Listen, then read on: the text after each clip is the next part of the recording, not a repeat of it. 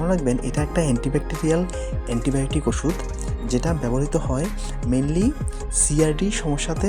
CRD বলতে chronic respiratory disease, এই সমস্যাতে।